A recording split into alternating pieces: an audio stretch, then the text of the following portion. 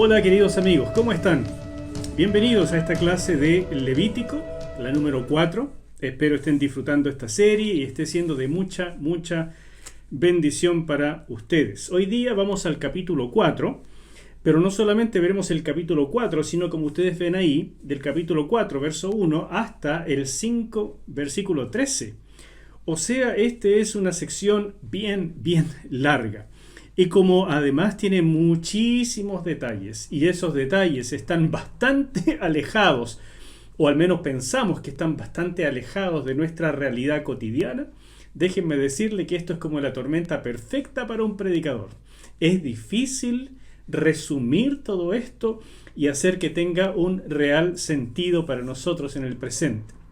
Así es que con mucho mayor fuerza y ganas les digo, por favor, tengan el comentario al libro de Levítico, ese que les he recomendado, y con eso van a poder manejarse, estudiar los detalles, disfrutarlo muchísimo más. Hoy vamos a hablar de cosas generales, como hemos hecho hasta ahora, pero espero que sean suficientes para tocar su corazón y hacerles entender por qué estamos viendo esto de Levítico. Al fin de cuentas, es una ventana al cielo, es la manera en que Dios nos está explicando, y siempre lo ha hecho porque es de tan antiguo, lo que Él entiende por adoración y por estar en su presencia. Hoy nos vamos a dedicar al sacrificio por el pecado. Así se llama esta sección del capítulo 4 de Levítico. Otros le llaman sacrificio de purificación, y tiene mucho sentido porque ese es el objetivo de este sacrificio, llegar a producir purificación en el adorador. Pero básicamente en la escritura se llama sacrificio o tzebach hatat, que es el sacrificio por el pecado. Así que mantengamos el nombre y vemos de qué se trata. Comienza la escritura en el capítulo 4, versículo 1, diciendo: el Señor habló con Moisés y le dijo. Y esto, mis queridos, es sumamente importante, porque es palabra de Dios. Para nosotros, cuando leemos la Biblia, esto nos parece tan normal, porque estamos acostumbrados a que esto aparece a cada rato en la escritura. Solo en el libro de Levítico esta expresión aparece 38 veces. Entonces es extremadamente frecuente. Y a nosotros nos parece como obvio, o sea, Dios habló. Pero hermanos, esto no es obvio. Esto es un milagro. Y no hay otro libro. No hay otro libro en el mundo que alegue Dios está hablándonos. La Biblia lo dice con todas sus letras, con toda su fuerza, y nos compete creerlo y llevarlo hasta sus últimas consecuencias. Y esas consecuencias es que cuando Dios habla, Él nos está instruyendo y nos está diciendo lo que Él quiere y que por lo tanto nosotros debemos hacer. En este mismo capítulo, en el versículo 4, y estoy como dando una introducción general antes de meternos en los detalles, en el versículo 4 dice: poniendo la mano sobre la cabeza del becerro. Vamos a ver que en este capítulo se usan distintos animales para este mismo sacrificio. Podía ser un becerro, un macho cabrío, una cabra, una oveja, y en el caso de las personas muy pobres, palominos o tórtolas. O sea, diferentes animales que vamos a ver por qué existe esta diferencia, pero el punto es que en todos ellos el sacrificio comienza con el oferente, el adorador, colocando la mano sobre el sacrificio. Esto ya lo hemos visto antes y tiene que ver con esta identificación de la persona que viene a adorar. Y en esta identificación se produce un traspaso místico, una transferencia espiritual. Y la criaturita este corderito, becerro o lo que haya sido, este animalito inocente era hecho pecado por los inocentes, que no son inocentes, digamos, sino para hacerlos inocentes. O sea, los pecadores, los transgresores, los adoradores que quieren acercarse a la presencia de Dios, pero que en condiciones normales no pueden porque están con pecado. Por lo tanto, necesitan de esta sustitución que ya hemos visto con anterioridad. Si antes esto ya se traslucía, ya lo podíamos ver, ahora es absolutamente indispensable. El pecador coloca sus manos, y así comienza este sacrificio, coloca sus manos sobre la víctima, casi dándole las gracias y diciendo, lleva tú esto para yo poder acercarme a la presencia de Dios.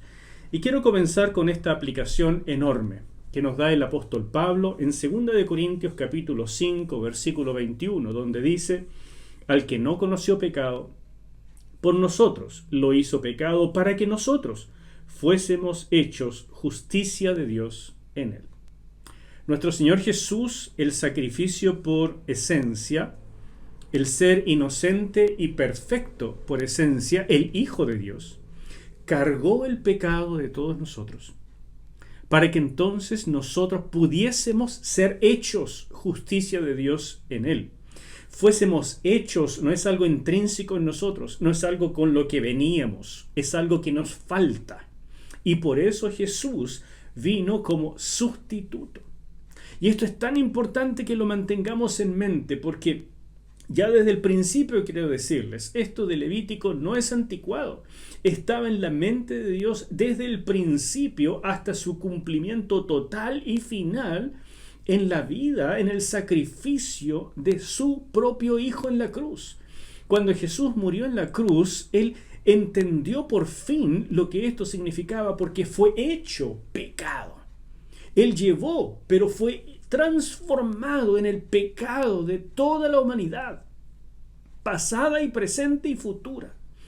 Y por eso en la cruz Él clamó, Padre, ¿por qué me has abandonado? Porque de verdad Dios en ese momento se separó, se alejó de todo el pecado de la humanidad, cargado en este sustituto inocente.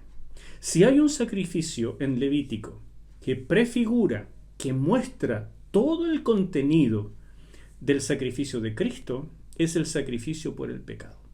Definitivamente. Así como veremos adelante también el sacrificio del día de expiación, pero nos falta para llegar a eso en el capítulo 16. Ahora, en este sacrificio, que era el más práctico, el más común, el que más se realizaba y que lamentablemente es el que está de una manera u otra más alejado de nuestro sentir diario, como si no lo necesitáramos. Y sin embargo es la esencia de la necesidad humana, quitar el pecado que nos separa de Dios.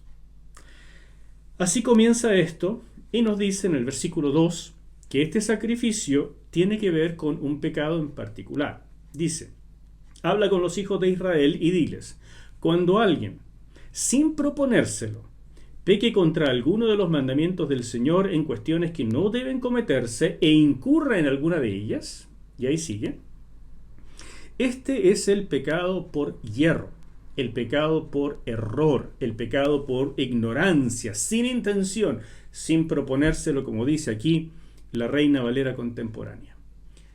Hermanos míos, este es el pecado que uno no quiere hacer. O sea, imagínense lo que pasa con el pecado intencional. Ya les explicaré un poco de eso, pero este es el pecado que uno comete por torpeza, por error, por ignorancia.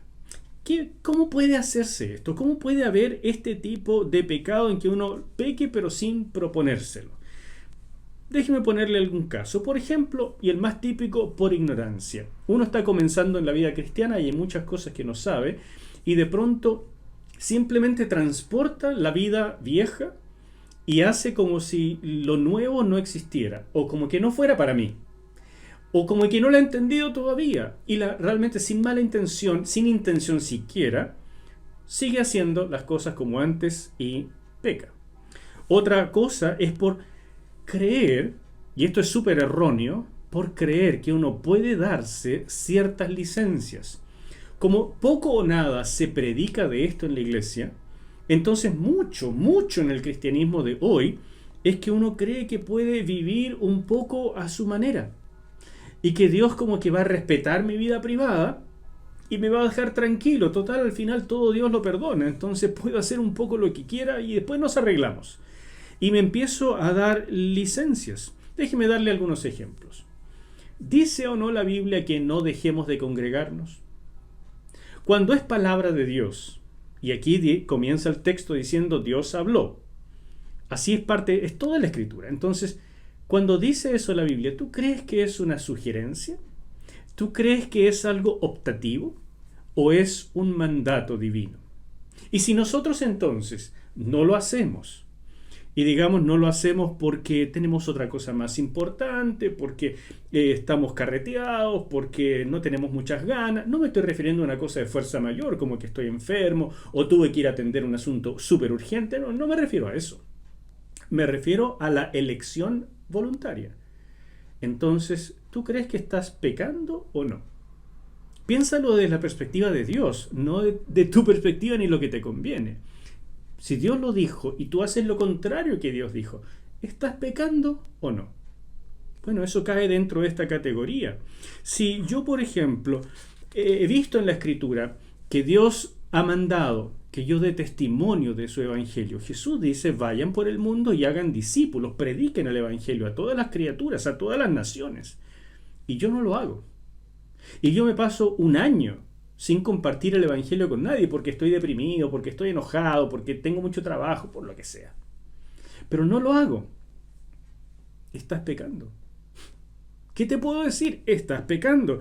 Si Dios ha dicho que yo tengo que servir en el reino, y Él lo ha mandado. Jesús dijo, ustedes tienen que parecerse a mí. Y yo he venido a este mundo a servir, no a ser servido. Y sean como yo. El que quiera ser mi discípulo, sígame. Haga las cosas como el Maestro. Tome su cruz y sígame. Pero yo siempre tengo una disculpa para ser servido y no servir. Tengo una disculpa para dar poco o nada. Créeme, estás pecando. Y ese pecado, a lo mejor ahora se te están iluminando las ideas y tú dices, no me había dado cuenta. Bueno, este es un pecado de ignorancia. Pero ya no eres ignorante. ¿Y qué me dices del diezmo? El famoso diezmo. Está por todas partes de la Escritura. Y muchos dicen o piensan que pueden simplemente elegir si lo dan o no, o cuándo darlo, o dónde darlo. Y ni siquiera han investigado mucho de este tema, pero como a primera vista no les conviene o no quieren que les convenga, porque la verdad es que es extremadamente conveniente, porque tiene promesas maravillosas detrás, pero a mí no me parece mucho y no tengo ganas de hacer esto. Entonces déjame decirte, ¿Dios crees tú que hizo una sugerencia con esto? Pues no. Y así hay muchísimas cosas. Entonces créeme que el estado normal de las personas es pecar. No es que de repente a veces cometemos pecado. Yo me sorprendo de la cantidad de cosas que hacemos voluntariamente y muchas por ignorancia o por error. Por tanto, lo que aquí tenemos es este sacrificio tan antiguo para tratar con estas circunstancias. Se trata de la gracia de Dios proveyendo una salida para aquello que nosotros hacemos porque es parte de nuestra naturaleza. Nosotros pecamos porque somos pecadores. No es que porque pecamos de vez en cuando se nos califica como pecadores. No, es al revés. Es parte de nuestra naturaleza y por tanto estamos en problemas. Pero la gracia de Dios es mayor y Él provee la salida. El problema es creer que simplemente porque soy lindo, Dios me perdona, Dios me cubre, Dios me libra, Dios me levanta, Dios me hace. Pero hermanos, Dios ha provisto la salida. Ese es su camino. Si tú tratas de escoger otro, estás despreciando la gracia de Dios. ¿Me vas siguiendo? Todo esto que estoy diciendo está generalmente tan fuera de la predicación cristiana, está tan fuera de lo que pensamos que parece que no existiera. Pero Levítico, como ya te he explicado muchas veces, es una ventanita al cielo. Es una forma de entender lo que Dios piensa. No lo que tú piensas o lo que te conviene, ni lo que yo pienso siquiera. Lo que Dios nos quiere decir. ¿Cuántas infracciones inadvertidas creemos que podemos hacer porque no dañan a otros? Y tal vez creemos que somos dueños de nuestra vida privada, pero Dios se considera el juez de nuestra vida pública y privada. Y con esto nos dice que nuestra vida privada, aún los pecados inadvertidos, afectan a otros también. Nos afectamos mutuamente. Siempre ha sido así. Y simplemente creer que yo puedo hacer lo que quiero porque no afecto a nadie es un error. Porque tiene consecuencias en el mundo espiritual. ¿Sabes cuál es la principal consecuencia? Y aquí la vamos a ver en un momento. Que ensuciaba el santuario. Vamos a ir lentamente allá. Pero quiero hablarles del pecado en términos de esto que estamos viendo. Este sacrificio, como dije, se llama Hatat. Es el pecado para la purificación por el pecado. Y era traído para tratar con dos condiciones específicas. En primer lugar, impurezas físicas. No voy a hablar de eso porque se trata con mucho detalle en los capítulos 12 al 15. Lo veremos algún día. Y para lo que estamos viendo aquí, esta es la segunda causa, por haber cometido inadvertidamente algún pecado donde se necesita entonces el perdón divino, además de la limpieza. Y era el sacrificio más práctico y frecuente. Ese es el que estamos viendo, y el hecho de que haya sido el más práctico y frecuente en el pasado nos habla de que la naturaleza humana también lo necesita en el presente. Lo siguiente que vamos a ver es que aquí no se consideraba el pecado intencional, como ya te he dicho. El pecado intencional, que en la Biblia se llama el pecado con mano alzada, así como, ¿me entiendes? O sea, como con rabia, con soberbia, así como, ¿me entiendes? Ese pecado no se considera aquí, porque detrás de eso se sobreentendía que había soberbia y menosprecio contra Dios. Y cuando eso se producía, por ejemplo, por pecar voluntariamente, intencionalmente contra alguno de los 10 mandamientos, en el Antiguo Testamento solo se prescribía la muerte. No había otra salida. Por lo tanto, y aquí te pongo un ejemplo, en Números capítulo 15, versículos 29 al 31, una misma ley tendrán ustedes para el que cometa algún pecado no intencional. Lo mismo si se trata de un israelita por nacimiento que de algún extranjero que habita entre ustedes.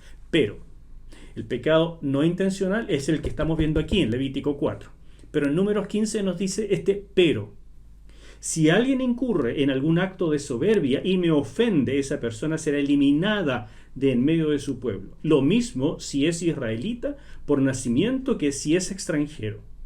Por haber tenido en poco mi palabra y por haber menospreciado mi mandamiento, esa persona será eliminada por completo y sobre ella recaerá su iniquidad.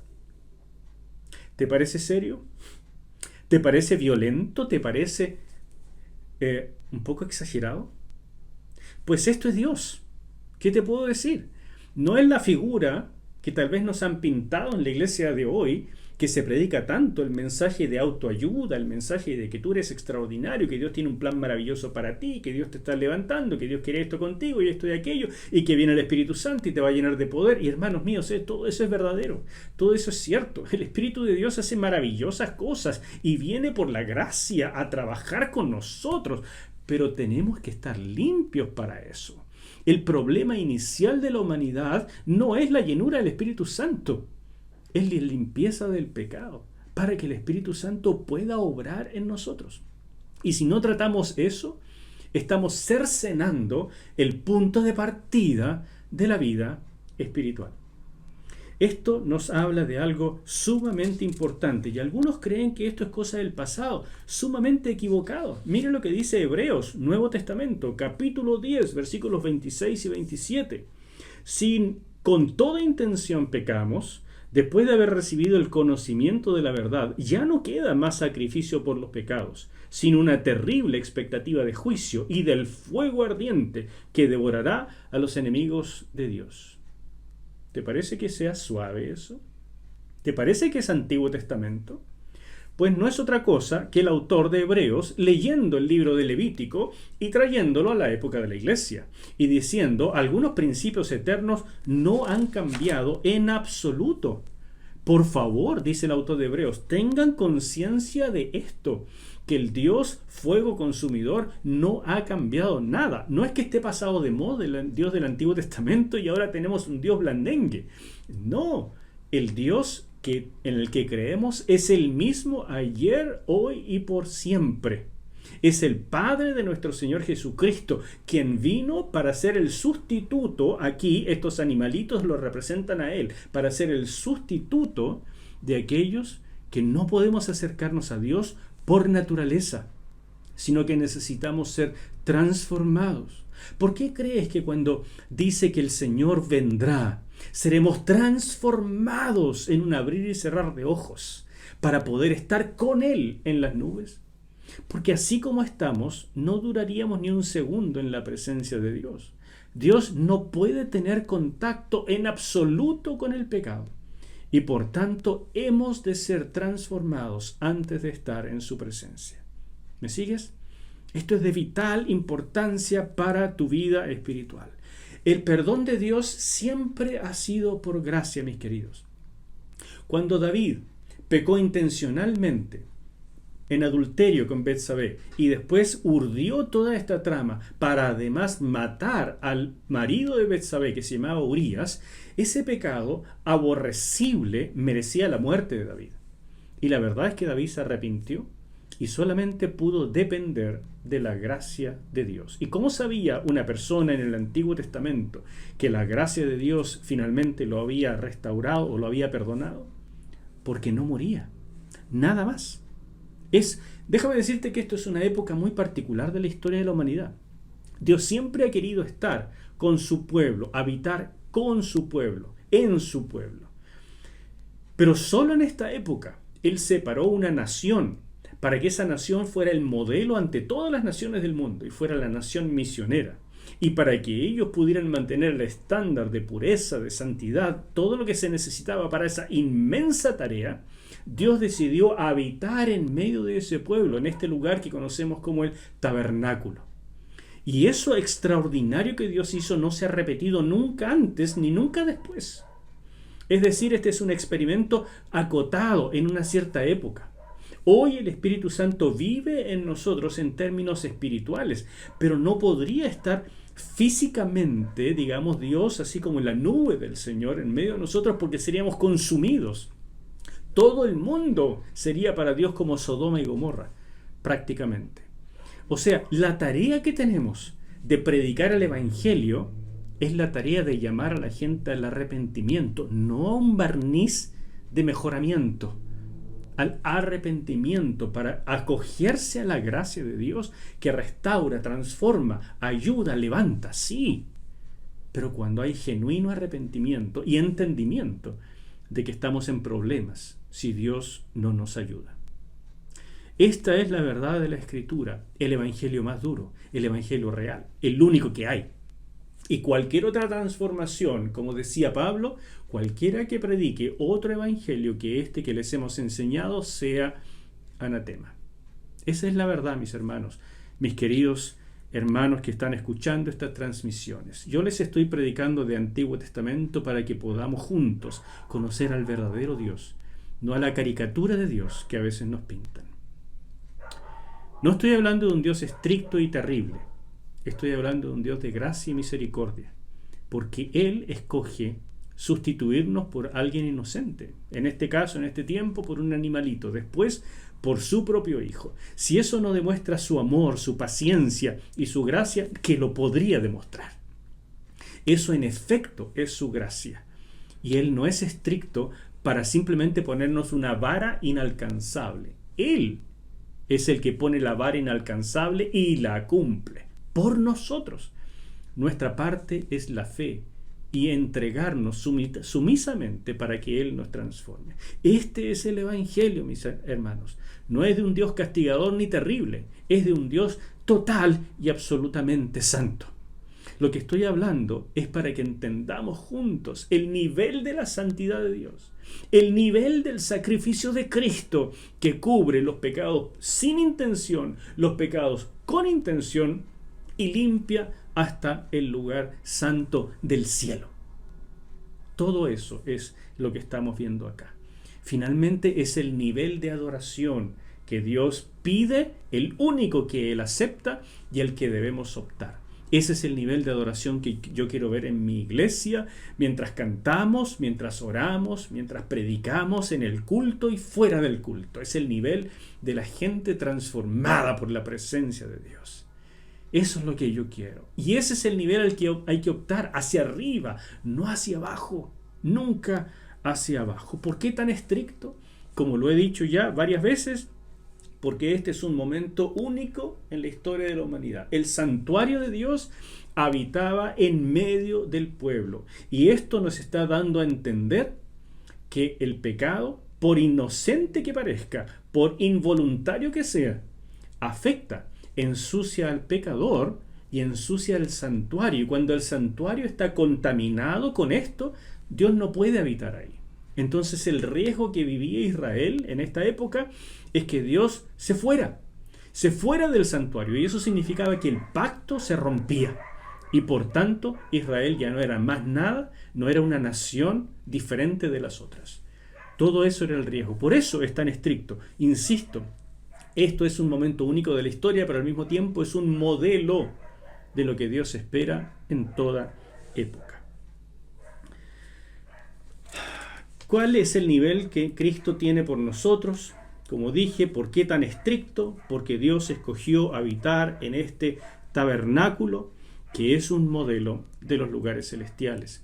También el santuario de Dios se divide en estas categorías: el lugar santísimo, el lugar santo y el atrio. De esa misma manera, Pablo nos dice que existen 3 cielos: el cielo natural, el segundo cielo donde habitan las criaturas celestiales, y el tercer cielo donde está Dios, donde está Cristo, su trono, y nosotros espiritualmente unidos a Cristo. Nosotros estamos unidos al Señor en el tercer cielo. No tengo tiempo para profundizar en eso, pero esto es el santuario hecho por manos, el santuario que Dios le reveló a Israel. No es otra cosa que un modelo a escala, un modelo así como ordinario de lo que es el cielo. A pesar de todo el oro y las cosas preciosas que le pusieron, es un modelo ordinario de lo que es el santuario donde Dios en realidad habita.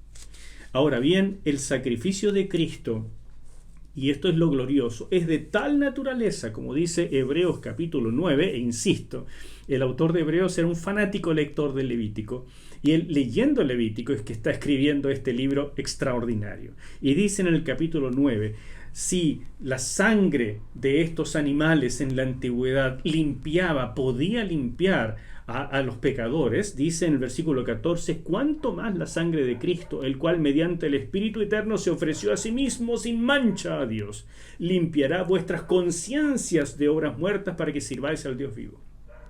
No solamente limpia el cuerpo de las contaminaciones, ¿me explico? Limpia hasta las conciencias, limpia hasta adentro. Eso no lo podía hacer la sangre de un animalito en aquella época, pero Jesucristo nuestro Señor, sí, Él sí puede. ¿Y qué más? Hebreos 9, 22 al 24. Según la ley, casi todo es purificado con sangre, pues sin derramamiento de sangre no hay perdón. Eso es lo que estamos viendo. Por lo tanto, era absolutamente necesario que las réplicas de las cosas celestiales, el tabernáculo, que es una réplica, un modelo, fueran purificadas así, con sangre. Pero las cosas celestiales mismas necesitan mejores sacrificios que estos, porque Cristo no entró en el santuario hecho por los hombres, el cual era un mero reflejo del verdadero, sino que entró en el cielo mismo para presentarse ahora ante Dios en favor de nosotros. Yo creo que vas a necesitar unos días para asimilar todo lo que estoy diciendo. Tienes que meditarlo.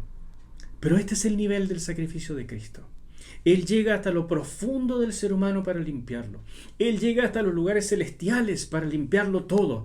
Limpia de los pecados inadvertidos, limpia de los pecados voluntarios, limpia el santuario, no el santuario hecho de manos, no una congregación, limpia hasta los lugares celestiales, para que Dios entonces transforme su trono en un trono de gracia y podamos llegar libremente, que el autor de Hebreos también nos dice en el capítulo 10. Entren, son bienvenidos al trono de la gracia de Dios. ¿Por qué?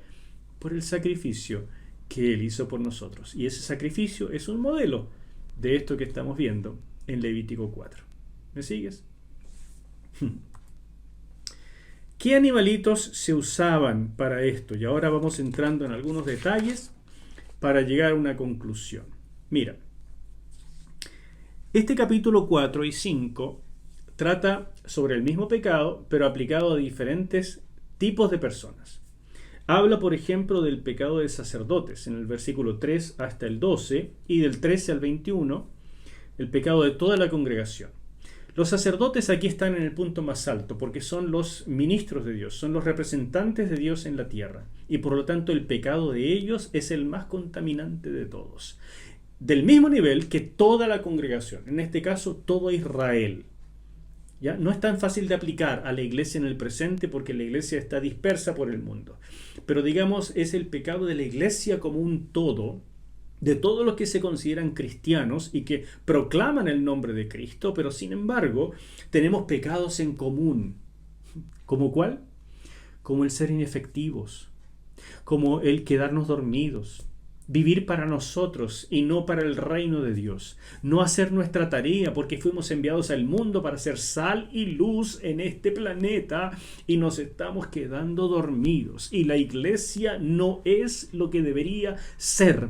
La iglesia le falta pureza, la iglesia le falta santidad, la iglesia le falta una predicación potente. La iglesia debería ser de tal magnitud poderosa en hechos, en ética y en poder del Espíritu Santo, que las fuerzas del mal deberían huir y nosotros podríamos proteger a nuestro país de cualquier cosa que pase y a Latinoamérica y al mundo.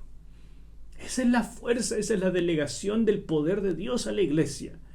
Pero una iglesia que vive pensando en sí misma, en qué voy a vivir, qué me va a pasar mañana, es que necesito que me sanen esto, es que tengo problemas con esto, es que mi matrimonio, es que mi hijo, cosas importantes, pero cosas del diario para nosotros, siempre nosotros por delante, y hasta que eso no quede en segundo lugar y verdaderamente tomemos la cruz y sigamos a Cristo, estamos en un pecado de toda la congregación. Créeme que sí necesitamos este sacrificio. Para ese se usaba un becerro, el más caro de todos, el animalito más caro, porque era el pecado más contaminante. O sea, vamos a ver que para este mismo pecado, pero en diferentes personas, con diferente grado de responsabilidad, no que unos sean mejores que otros, grados de responsabilidad, se utilizan animales más costosos para hacer notar la diferencia. Y vamos a leer solamente aquí el pecado de los sacerdotes, porque los demás son básicamente lo mismo, pero con distintos animales. Como dije, déjame decirte, por ejemplo, del versículo 22 al 26, el pecado de un líder, de un jefe. Estamos hablando en este caso, podría ser las autoridades políticas, que por supuesto tienen una tremenda influencia en la población. No se usaba un becerro, sino un macho cabrío, el macho de las cabras, ¿no es cierto? En el caso del pueblo, de una persona del pueblo, se usaba una cabra, o se usaba una oveja. Y si una persona del pueblo era muy pobre, se usaban dos palominos, uno para expiación y el otro para holocausto. Y si la persona era todavía tan pobre que ni siquiera podía comprar dos pajaritos, podía llegar con 2 litros de harina. O sea, digamos como si nosotros llegáramos con 2 paquetes de harina. No, eso es lo más barato que se podía. Pero el tema es que todos podían llegar, porque todos de alguna manera tienen esta posibilidad económica para mostrar que hay un genuino arrepentimiento, porque no hay pecado que no sea importante delante de Dios. No es que solamente los ricos pecan porque son ricos y los pobres no, porque son pobres y no les queda otra. Para Dios todos los seres humanos tienen este problema y les da la posibilidad a todos en su condición de llegar delante de Él, si quieren, si son humildes, y traen esta ofrenda apropiada. Y cuando digo ofrenda, no me refiero a traer plata a la iglesia. Me estoy refiriendo a esta ofrenda de arrepentimiento, donde un sustituto paga por nosotros. Y en esta época no vamos a traer un kilito de harina, ni vamos a traer un par de pajaritos. Es siempre el mismo sacrificio, el de Jesucristo por nosotros, por ricos y pobres, hombres y mujeres, por todo aquel que le cree y que se entrega en sumisión, arrepentimiento y confesión. Leamos el de los sacerdotes, que es el más grave de todos y que en el fondo, mis queridos, nos representa. Porque nosotros en la iglesia hemos sido hechos reyes y sacerdotes para Dios. Y si alguien en este planeta puede decir que es un rey y sacerdote, somos nosotros. Somos embajadores del reino, somos representantes del Dios eterno y somos reyes y sacerdotes de Cristo. Así que cuando tú pecas, cuando yo peco, en verdad necesitamos este. Dice así la Escritura, del versículo 3 en adelante. Si el sacerdote ungido peca como el común del pueblo, deberá ofrecer al Señor un becerro sin defecto, el más caro de todos, como expiación por el pecado cometido. Llevará el becerro a la entrada del tabernáculo de reunión y, poniendo la mano sobre la cabeza del becerro, lo degollará. Ahí está esta transferencia que ya comenté, y él mismo tenía que degollarlo para hacer notar él mismo el costo de lo que ha hecho. El sacerdote ungido tomará un poco de la sangre del becerro y la llevará al tabernáculo de reunión. Mojará su dedo en la sangre y esa sangre la rociará delante del Señor 7 veces en dirección al velo del santuario. Tomaba un lebrillo con la sangre, ponía los dedos y hacía esto. Así. Y rociaba. ¿Cuántas veces? 7. El número 7 siempre significa algo completo. Algo que de verdad necesita totalidad. Y entonces 7 veces en dirección del santuario. Porque no puedo acercarme allá, porque detrás de ese velo está la presencia de Dios. No puedo acercarme, pero esta sangre, Señor, la sangre de un sustituto, es lo que me está salvando, lo que me está cubriendo, porque de verdad quiero entrar a tu presencia. No consideres lo que hizo, porque me arrepiento, Señor, aunque no sabía, aunque lo hice sin querer, pero me arrepiento, Señor. No quiero transgredir, ensuciar tu santidad ni tu santuario por ningún motivo. Así comenzaba el sacrificio. Después de eso, también pondrá el sacerdote parte de esa sangre sobre los cuernos del altar del incienso. Uy, qué interesante esto. Este es el altar del incienso. Y el altar tenía 4 cuernos en sus costados. Los cuernos en el Antiguo Testamento representan el poder del instrumento o del mueble. El altar de sacrificios que estaba afuera era de bronce y tenía 4 cuernos también. Era mucho más grande que este. Los cuernos significan el poder. ¿Cuál era el poder del altar de sacrificios? El poder de la reconciliación, porque los sacrificios que se quemaban sobre él eran para reconciliar. El altar del incienso tiene la particularidad de que ahí se quemaba el incienso que representa las oraciones del pueblo. Por lo tanto, el poder representado en estos cuernos es el poder de la intercesión.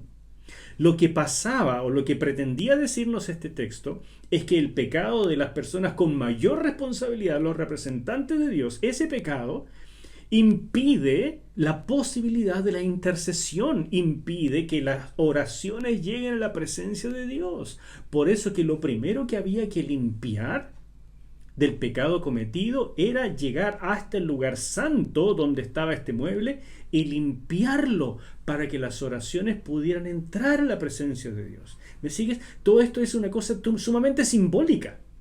Ocurre literalmente, pero en los lugares celestiales. Nosotros no lo vemos, pero está ocurriendo.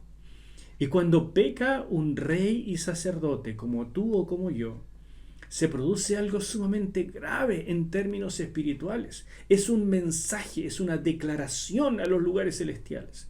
Y créeme que los demonios, los ángeles caídos, están pendientes de las declaraciones que hacemos, a propósito o por error.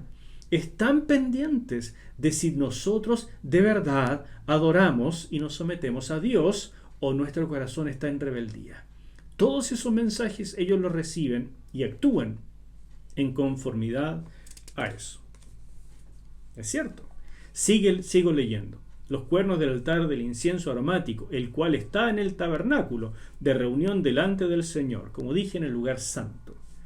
Y el resto de la sangre del becerro la derramará al pie del altar del holocausto. Eso es lo que está afuera, en el patio. Que está a la entrada del tabernáculo de reunión.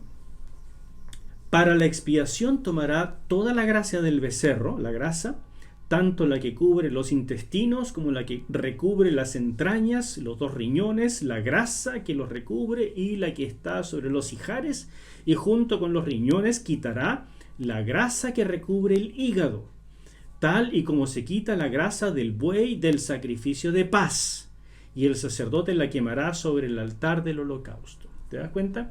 Esa es la parte que va para Dios. Igual que en el sacrificio de paz, todo eso es lo que se levanta en fuego, en humo, a Dios y Dios lo recibe como olor grato. Eso significa que lo acepta y por tanto se produce el perdón. Insisto, todas estas cosas son místicas, son símbolos de cosas que ocurren literalmente en el mundo espiritual, pero que nosotros no vemos, sino que entendemos y creemos por medio de la fe.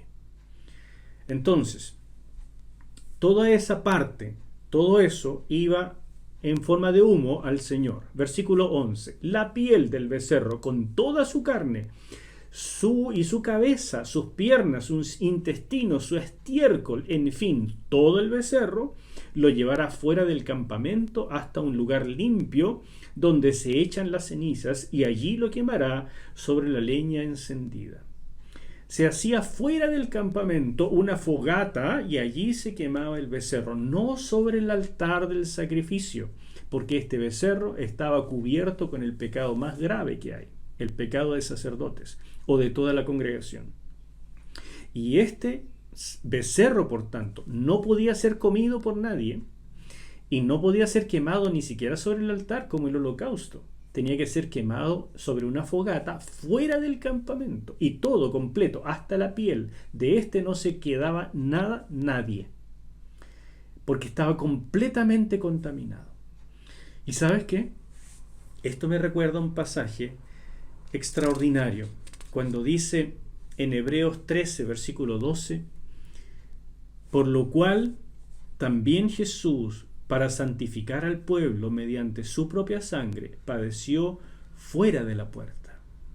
¿Te das cuenta otra vez que el autor de Hebreos está leyendo Levítico? Y él está pensando en este sacrificio de magnitud extraordinaria que es el de Jesucristo y dice, ¿a qué sacrificio se parece de los de Levítico? Y dice, evidentemente, al sacrificio por el pecado de sacerdotes o de toda la congregación, porque nadie puede realmente estar tan manchado como lo estuvo Jesús, que tuvo que padecer fuera de la puerta, fuera de la ciudad, en un lugar apartado, fue llevado al Gólgota para morir fuera, allí en solitario, cargó con el pecado de todos, él fue contaminado hasta lo sumo por el pecado de toda la humanidad, para que pudiésemos nosotros llegar a ser reyes y sacerdotes. Esta es la realidad. Y entonces este autor de Hebreos mira todo esto y dice, wow, qué extraordinario lo que hizo Jesucristo por nosotros.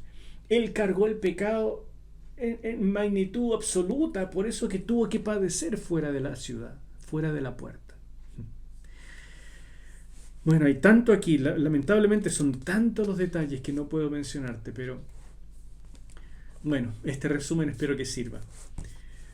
Un becerro entonces para expiación, todo era quemado, absolutamente todo, la grasa sobre el altar de sacrificios, porque eso iba en forma de olor grato para el Señor, pero todo el resto del animal era quemado fuera del campamento.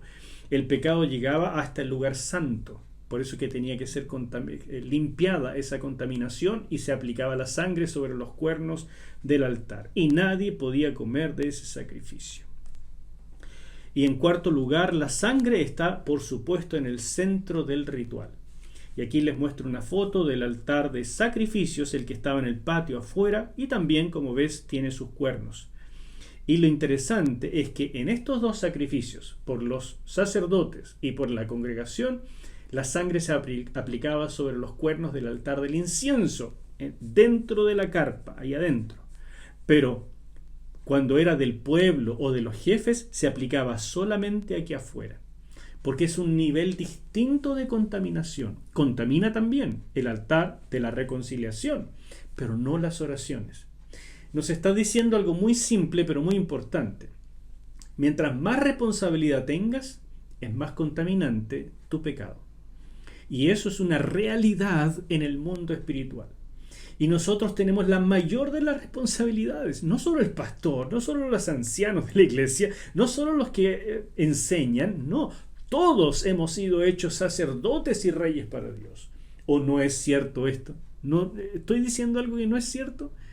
Que el Señor declaró que todos nosotros hemos sido hechos linaje escogido, real sacerdocio. Eso dice, no solo yo, no solo algunos, todos todos los que están escuchando este video y que creen en Jesucristo como Señor y Salvador, cuando pecamos, cometemos el más grave de los pecados. Y eso, por ese pecado, pagó Jesucristo. Esa gracia está disponible para ti y para mí. Pero cuando uno usa esa gracia, la usa con el real sentido, el real sentimiento de cambiar. Porque eso es verdadero arrepentimiento.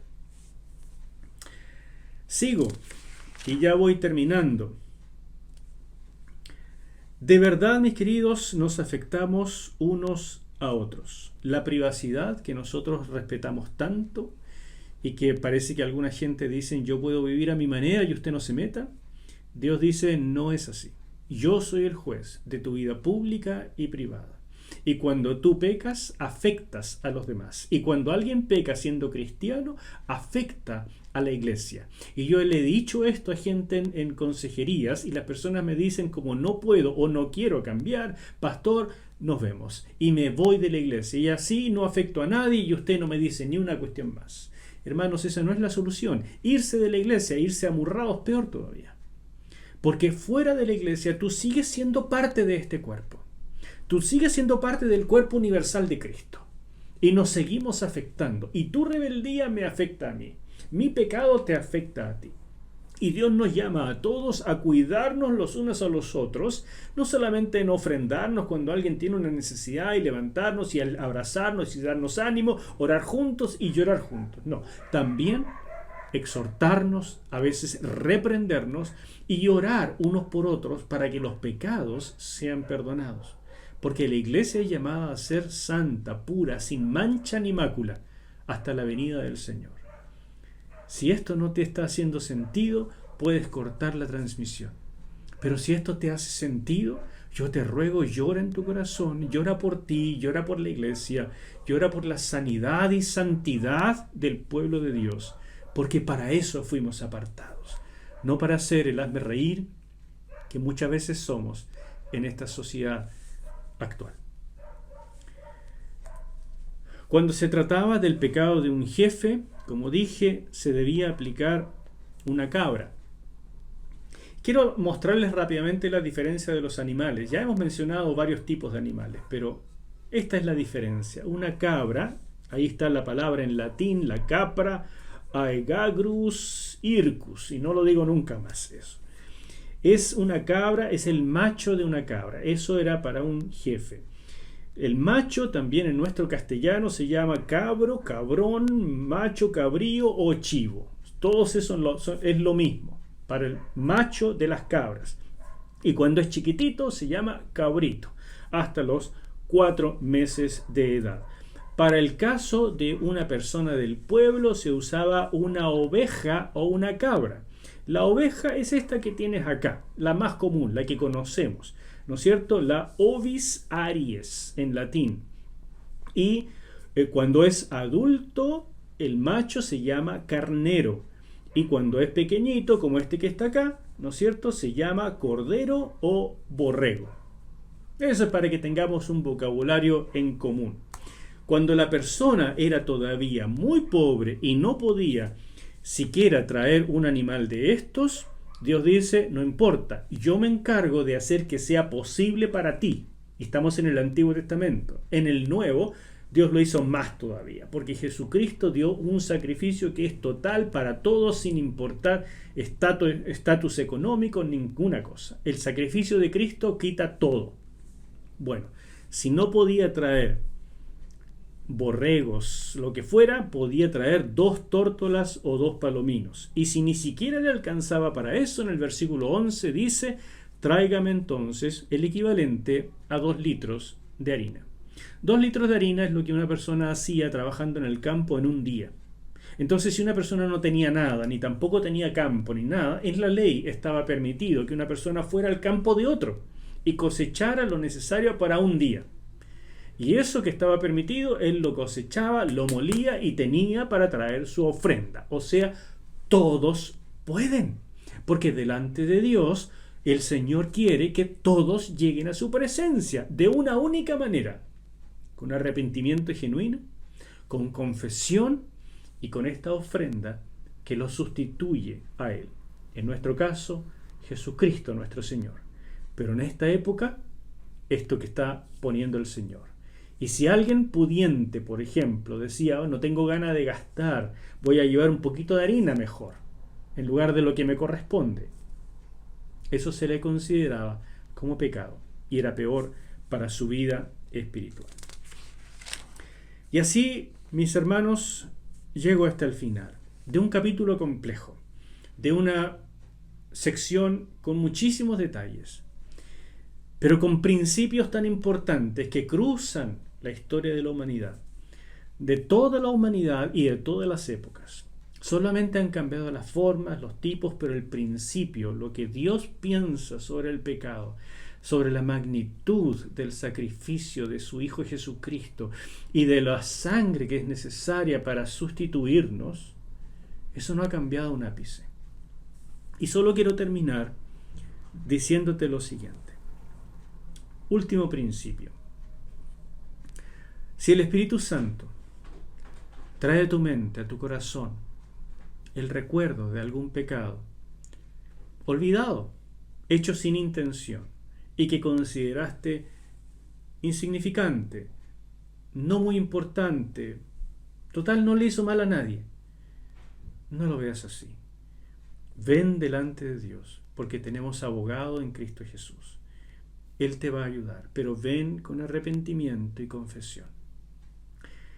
Si te acuerdas de un pecado que cometiste de manera intencional, no digas el tiempo hace que todo se olvide, Dios se olvidará también, total, ya nadie lo sabe, muero piolita. No digas eso. El pecado sigue ensuciando a ti y a todos los que están cerca tuyo. Yo me pregunto, ¿cuántas enfermedades, cuántos problemas en tu vida personal no se deberán a estos pecados precisamente no trabajados? Y no se trabajan los pecados con los psicólogos, se trabajan con Dios. Los efectos del pecado pueden trabajarse en alguna medida con los psicólogos, pero el efecto espiritual del pecado solamente con la sangre de Jesucristo y acogiéndose a la gracia de Dios. Es la única manera. Escucha lo que le pasó a David después de este pecado horrible con Betsabé, que ya mencioné antes. Después de esto, David se acogió a la gracia de Dios, porque él merecía la muerte y él lo sabía. No había un sacrificio para poder hacerlo. Él era el rey, podría haber hecho cualquier sacrificio, pero en la ley no existía. Solamente podía acogerse a la gracia de Dios, porque fue un pecado intencional, no como esto que estamos viendo, que son simplemente pecados cometidos por hierro, por ignorancia. Entonces, este principio con el que quiero terminar el mensaje de hoy es el siguiente, que está en el Salmo 32, versículos 3 al 5. Dice así: Mientras callé, mis huesos envejecieron, pues todo el día me quejaba. De día y de noche me hiciste padecer. Mi lozanía se volvió aridez de verano. Te confesé mi pecado. Eso decidió David. Te confesé mi pecado. No oculté mi maldad. Me dije, confesaré al Señor mi rebeldía. O sea, me voy a acoger a su gracia. ¿Y cuál fue el resultado? ¿Qué es lo que encontró? Y tú perdonaste la maldad de mi pecado. Ese es el Dios al que vamos a encontrar. No es un Dios castigador, no es el Dios que lanza llamas de fuego, es el Dios de la misericordia y de la gracia para los que llegan arrepentidos. Y arrepentidos significa con la sincera intención de cambiar. A veces no podemos cambiar por nuestros medios, necesitamos el poder del Espíritu Santo, pero el poder del Espíritu Santo no actúa en los soberbios, en los que se creen más que Dios. Cuando tú declaras a los lugares celestiales que tú puedes con tu vida por ti mismo, que tú eres juez de lo que es pecado y lo que no es, que este que me parece un pecado insignificante ni siquiera lo voy a tomar en cuenta y que nadie se moleste y nadie se meta porque es mi vida privada, cuando tú vives así, estás declarando a los lugares celestiales que tú eres Dios y que Dios no tiene que meterse en su vida. Pero no es así. Y en los lugares celestiales, como lo saben, ellos saben también que tú les estás dando un permiso, una ventana abierta para actuar y molestarte. ¿Cuántos problemas, ¿Cuántos problemas con nuestros hijos? ¿Cuántas rebeldías? ¿Cuántas drogas? ¿Cuántos embarazos? ¿Cuántas enfermedades? ¿Cuántos divorcios?